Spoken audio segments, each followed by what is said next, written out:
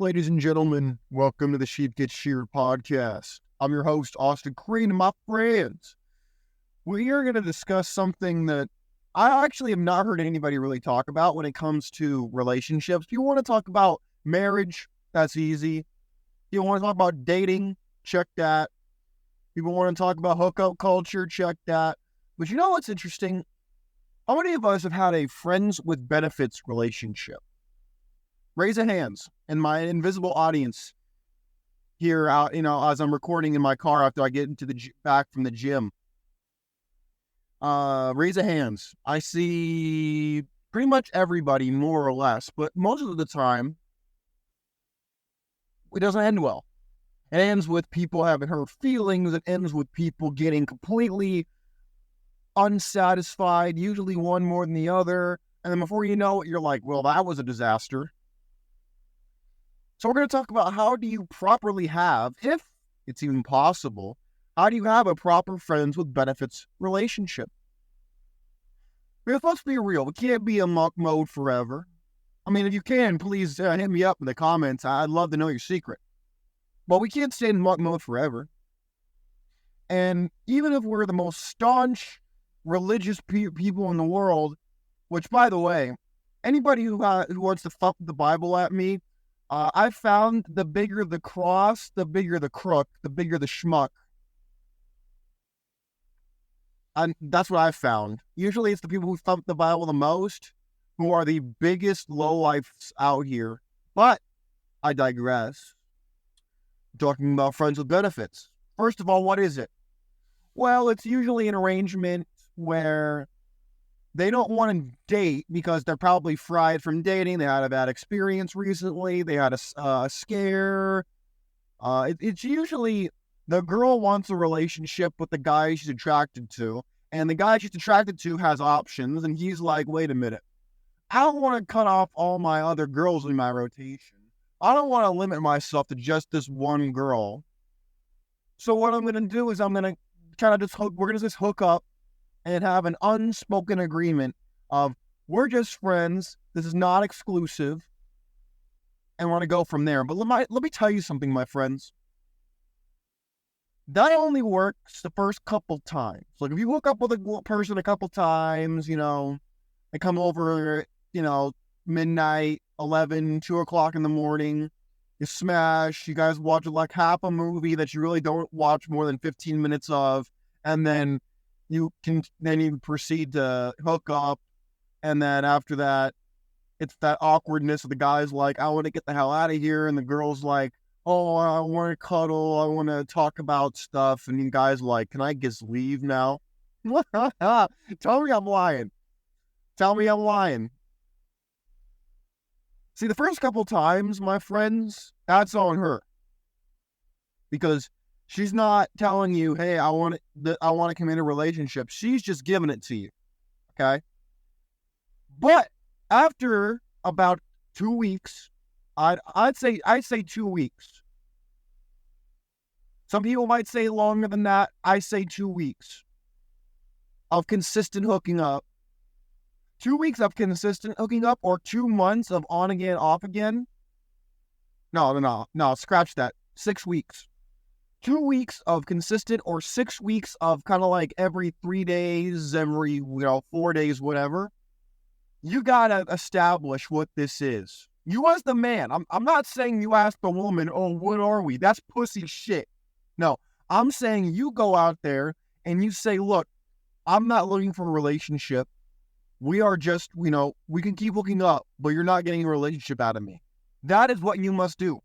You must establish the ground rules. Because if you don't, and then all of a sudden, a couple months down the line, you're like, oh yeah, I've been hooking up with tons of, she finds out you're hooking up with other girls and whatnot, even if she's hooking up with other dudes, which she probably still is, she's going to assume that there's something there if you do not say otherwise. You must say otherwise. Now, if she chooses to stay there after that, that's on her. But you got to let her know what's going on out here. You got to let her know what you guys are and what you won't be. You have to do that. I understand guys don't want to do that because then they're afraid they're going to lose access to the woman. Fine. So what? Gentlemen, we're going to talk. I want to go off on a limb here for a second. If you are afraid of establishing boundaries like that after the 2 week to 6 week mark because you're going to lose access to this woman, you have one of two options. One, you give her a relationship, which I would not recommend you do, but you do what you want. Or two, you got to just you got to cut her off because then she's going to be a liability to you. Guys, stop having a scarcity mindset. If you're afraid to lose this woman because you're like, oh, maybe I only got one or two women who are interested in me right now, and I don't want to go without sex. You don't want to go without. You want to have something. Something's better than nothing in your mind. Look, I'm not going to talk down to you. I've been there. Trust me. And I actually still am. I'm not some Giga Chad who pulls girls like just by looking at them. I'm not a Giga Chad. If I was, I wouldn't be doing this show. I'd be driving my G-Wagon picking up hoes. But I'm not. I'm just another guy. And so, my friends, as just another guy, I understand the struggle. I understand you want access. Look, I am sick and tired of hearing from these guys who thump the Bible, they thump the Quran, they thump the Torah at me, and they want to tell me that, oh, you're not supposed to have sex outside of marriage, Austin. Okay, let me tell you all something real quick. I've said this so many times. I can't believe I'm saying it again, but I'm going to do it again. I wrote a whole book on the subject. Okay? For you Johnny-come-latelys, I wrote a whole book. Okay? It's called Biblical Bachelor. It's on Amazon. It's on audiobook. It's on Kindle. It's on Audible. I don't want to hear that you go, oh, I don't know where to find it. I wrote a whole book on this. Marriage is gone when it comes to what it once was. It is a totally new age bastardization of what real marriage once was. I hate to use the word real. It makes me want to throw up when people are like, oh, real men do this or real women do that. Ignore that crap. Who cares? I hate using that lingo, but I want to do it anyway for 2 seconds. The marriage used to be sanctioned by the church, and the state had no stake in that marriage. If you want to tell me, Austin, there's God in marriage, I mean, how in the world could you say this? Well, let me tell you something. Let me ask you a question. When your marriage is on the rocks, and the guys who have been divorced, please speak up on the subject. Let these younger guys know, these hard-headed men, let them know I'm not making this up. You will go into court or marriage counseling, and where is God there? I only see a judge and a counselor, both of whom are going to see you as the aggressor because you got the power of the penis. They're going to assume that you, my friend, are the problem and that she's the victim. Why? Because she's going to play that role, and because she's a woman, they're going to agree with it. I know you don't want this to be true. I know you're going to say it's not going to affect you. I know you're going to sit there and say, Austin, it's not going to be me. I don't care. All right. Okay.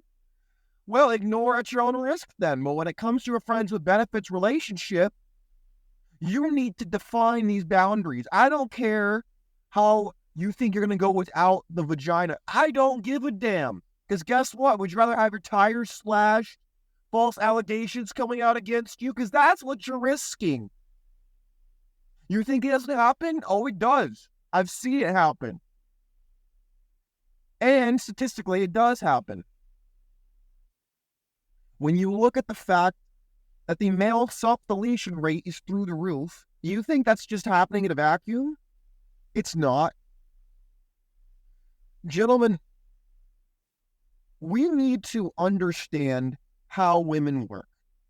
And not because we want to take advantage of them, but because we need to understand how they operate. In the same way that you must understand the market you are in or the occupation you have to make and maximize your income and your success, you must understand women and relationships to maximize your success in getting what you want.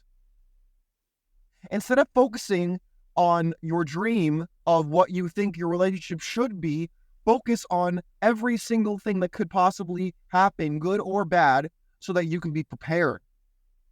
All part of the 48 Laws of Power by Robert Greene. Fantastic book. Absolutely fantastic book. You should read it if you haven't read it already. It's great. Anyways, my friends, we must understand what we are dealing with. We think that, because I want her, she seems innocent and nice, that I have nothing to worry about. Because she says that it's only mine, I don't got to worry about it. It's all part of the power play, my friends. Again, I refer you to the 48 Laws of Power. Book you must read right after you read mine. But seriously, friends with benefits can be very complicated, and that is why you must not be afraid of it ending to define what is happening. You say, look, we are just friends. We are not, we are homie lover. We're not homie lover friends. We're just friends. We are not in a exclusive relationship. We are just hookup buddies. You let them know that. And if they don't like it, let them leave. Don't, as they're walking out the door, say, but I'm thinking about giving you a relationship. No, unless you mean it, don't say it. My friends, there are so many women out there. Do you have any idea how many women are out there? You know how many women want a certain caliber of man out there? A lot. So why in the world would you compromise yourself for a single person who's already halfway out the door anyway? My friends, this is the only way you can have a successful friends with benefits relationship is when you establish, if it's consistent, like it's happening every day, 2 weeks. If it's happening every other day or a more inconsistent variable, 6 weeks.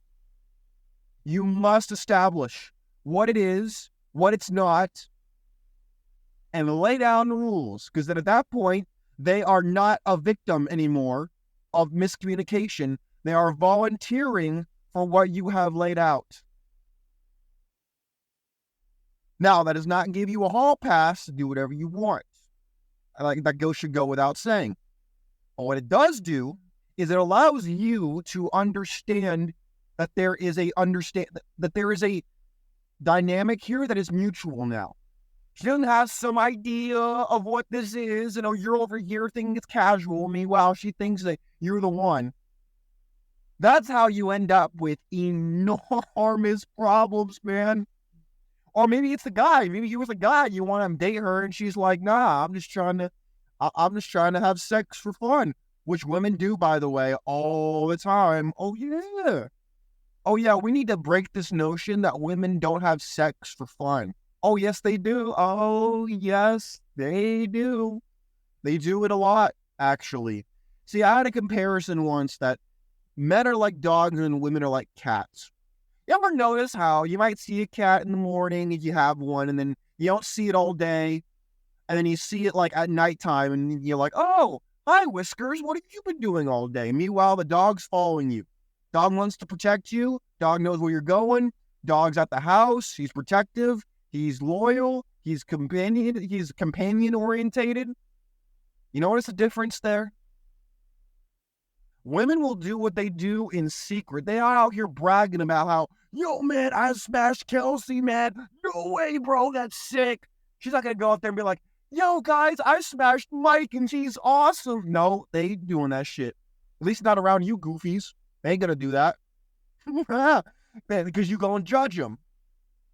Versus you could actually learn something about who they are, but if you listen, but you're not listening.